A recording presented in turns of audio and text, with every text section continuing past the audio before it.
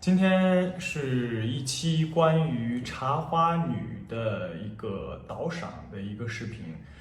之前在2020年的时候演唐璜的时候有给大家做过这个唐璜的相关的导赏。今天呢就是我们5月5号、5月6号在上音歌剧院演出的这样的一个上音版的《茶花女》，是威尔第的一部歌剧。我们在5月10号、5月11号在杭州还会有2场，也希望大家能够多多支持、多多观看吧。今天呢，做一个导赏，《茶花女》呢是原著一本小说，小说的作者是小仲马，就是大仲马他儿子小仲马。威尔第呢把它改编成了一部歌剧。《茶花女》呢应该算是世界上比较受欢迎的，然后很多剧院会去制作的这样的一部歌剧吧。然后威尔第的《茶花女》呢是根据这个 Opera Base 的数据，2022到2023的演出季演出最多的歌剧，《茶花女》是排在数量上应该是排在第3位的，而且在19到20年的演出季有登顶过，也就是第1。最近呢，在国内我们的歌剧《茶花女》是多次上演。就是《茶花女》这么火呢，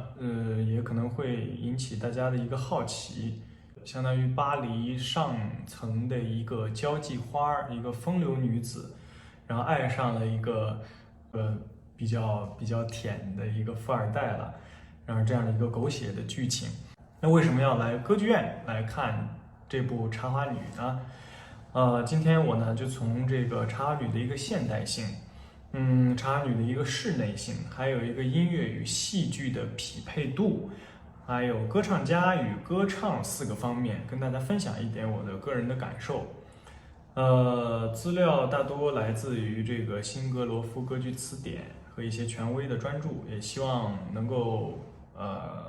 给大家带来一些新的对这部歌剧的一个认识吧。这个原著的小说是小仲马，但是改编成歌剧呢，它是还有一个编剧的，就是皮亚维。就是在1852年的4月份，威尔第是接到的违约，是为这个威尼斯的凤凰歌剧院1853年的狂欢节创作一部新的歌剧。威尔第呢是为这部歌剧来谱曲，他的老搭档弗朗西斯科·皮亚维担任歌剧的剧本的作家，也就是歌剧的一个编剧了。威尔第与皮亚维之前合作过，还有一部大家可能耳熟能详的歌剧就是《弄臣》，他们俩算是一个黄金搭档，也为了这个《茶花女》的这个成功一个奠定了一个基础。1852年的4月份接到的这个违约，但是一直到1852年的10月份。他还都没有确定这个新歌剧的主题，也是一个老拖延症了。当时威尔第还在同时创作的一部《游吟诗人》，所以留给威尔第的时间其实并不算很多，因为1853年的狂欢节就要用到这个新的题材的一个歌剧，一直到1个月之后的11月初，1852年的11月初。威尔第和皮亚维才决定以小仲马的话剧，就是他的小说了《茶花女》为基础创作这部新的歌剧。小仲马的话剧《茶花女》当年是刚在巴黎首演过，这在当时是一个非常厉害的事情，就是在当时歌剧通常会以这个神话或者古代的历史事件作为剧本的题材，很少选择就是在法国巴黎的一个1850几年到60几年的这样的一个年份，在那个时候的算是他们的现代的一部戏了。所以因此歌剧《茶花女》从题材上是带有时代背景下的当时的那个法国巴黎的一个现代性的。小仲马的小说呢，《茶花女》本身就是带有一定的自传性质。小仲马与茶花女的原型玛丽·杜普莱西相处过一段时间，那就这个歌剧当中叫 Violetta， 然后男主叫 Alfredo。而且在当时的文学界，以一位所谓的风尘女子啦作为小说的主角，本身就是很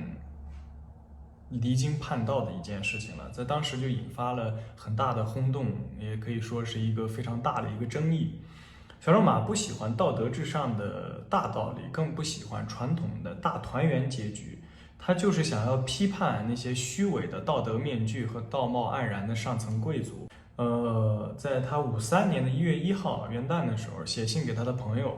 说这部歌剧是以现在所处的时代为主题，别人作曲家就是别的作曲家不会这么写的，他相当于是我就是第一个，他意思他就是要反传统的，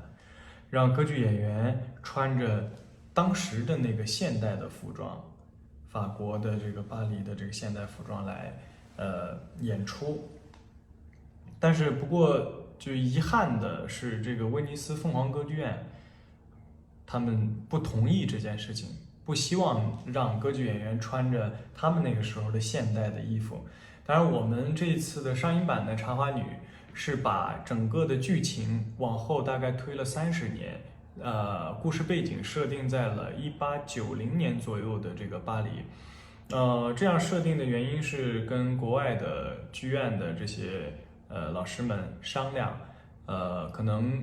我们现代的观众更加能够接受那个时候的建筑风格，所以我们的这个版本是1890年，只是当时的在凤凰歌剧院，首演的时候，整个的那个演员的妆发、服装，所有的东西、建筑啊、背景啊，都是放在了18世纪初，但是音乐并没有。同时还有一点，就是茶花女创作的时候，威尔第在创作这部戏的时候，正在与女高音这个朱塞皮娜·斯特莱波尼交往，然后也遭到了很多的一个非议了，而且当时他们俩有同居过一段时间，一直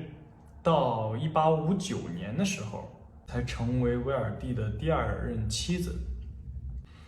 但是根据这个菲利普·马茨的研究，1852年威尔第确实在巴黎跟斯特莱波尼一块儿去看了这个话剧的《茶花女》，所以他有可能这个灵感就是来自于他跟他的女朋友一块儿去的，看了这个话剧《茶花女》，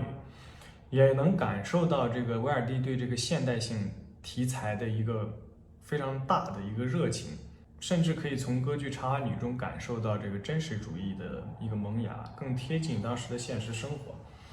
尤其呢，关注那些社会底层的人，更加的容易引发观众的共鸣。我们都知道，这个歌剧是一个悲剧，女主角到最后是去世了。她这一点跟小说的那个结局是一样的，但是在歌剧当中还是给了他们一个。我个人来看是比较大团圆的一种结局吧，就是还是虽然都是悲剧，可能女主都是去世了，但是歌剧当中在第3幕的时候，阿弗莱多和维奥莱塔是在还维奥莱塔活着的时候，他们有把这个误会给解开嘛，但是小说当中一直到维奥莱塔去世，很长时间之后，阿尔弗莱多才知道这件事情，而且还在他的墓前有做一些羞辱的事情。所以，我个人还是比较喜欢在维奥莱塔活着的时候，他们解开了这个由他的阿尔弗莱多的父亲任梦惹出来的一个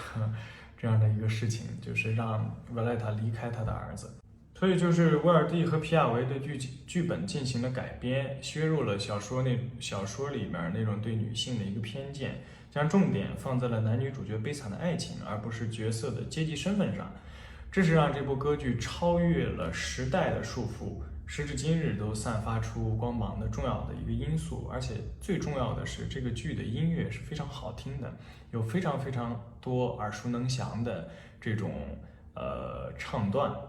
包括很多的这个序曲啊、间奏啊，都是非常好听的。尽管现在看来呢，歌剧《茶花女》是一部比较古老的歌剧了，100多年前，似乎跟现代性扯不上任何关系，但是这部歌剧在当时是非常非常现代的，而且还充分聚焦到了一个永恒的几个话题：爱情呀、亲情啊、疾病，这种超越时代的内涵，让这部歌剧放在现代也是丝毫不逊色的，而且仍然能够唤起观众的一个深刻的一个共鸣，这是《茶花女》成功的一个方面。而且在国内，它应该是算是中国上演的第一部非常经典的西方歌剧，是在1956年的时候，在中央歌剧院，李光羲老师应该是阿尔弗雷多的第一个中国的扮演者，在国内上映，引起了非常多观众的一个共鸣，一直流传到今天。大家可能耳熟能详的一些唱段，比如说一些饮酒歌，还有就是这个男高音的两首咏叹调。总之，这部剧有非常非常多的好听的旋律，也希望大家这个视频能够帮助到大家更好的去了解这部经典的歌剧作品。我们5月5号、5月6号在上影歌剧院，我们不见不散啊！还有10号、11号在杭州剧院，《茶花女》不见不散，拜拜。